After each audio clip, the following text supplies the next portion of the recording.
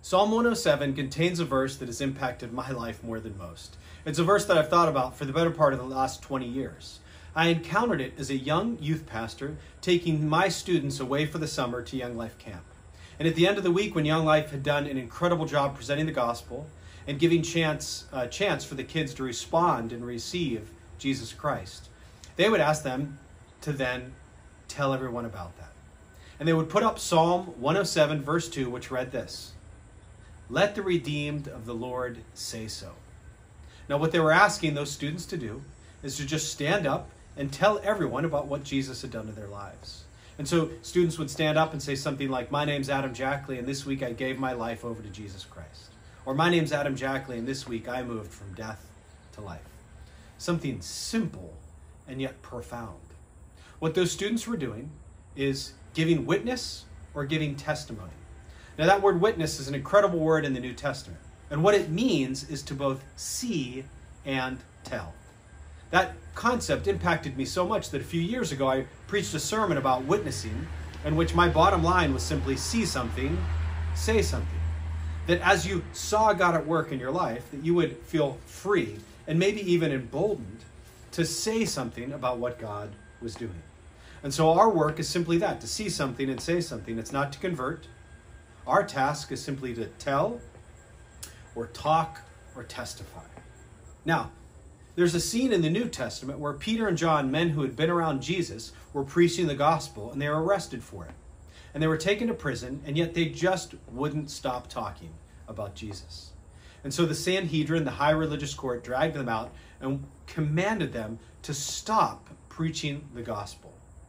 How did Peter and John reply?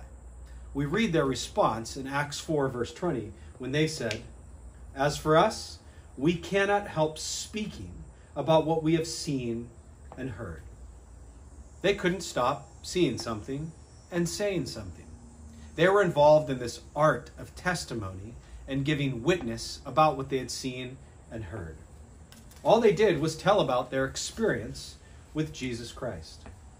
In her book, Almost Christian, Kendra Creasy Dean says that our job is simply to tell that story and to just leave it out there for people to do with it what they will.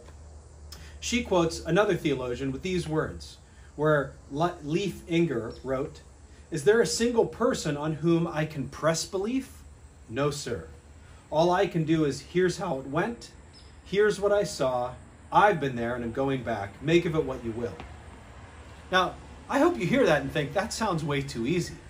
Because that's how I want you to see this task of sharing your faith. It's something that seems all too easy. See, I think we often get held up because we're intimidated.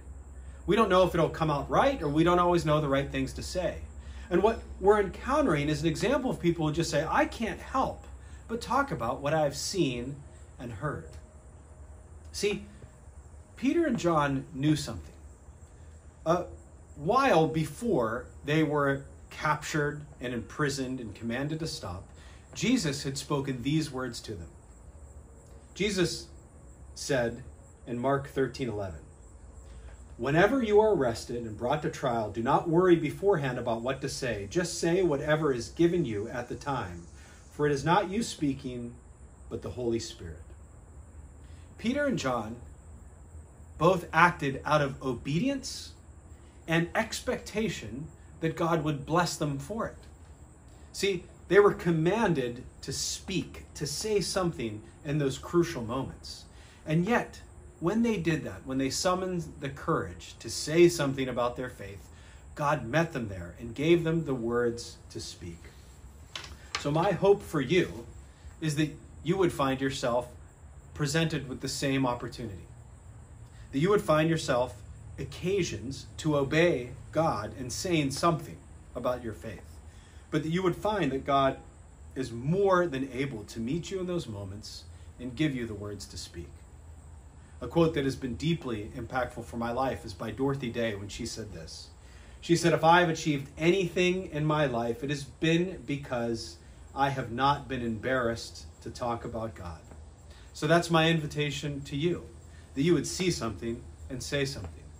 That if you find yourself as one of those redeemed of the Lord, that you would say so, that you would obey and find yourself in the helping hands of God, giving you the words to speak in those moments.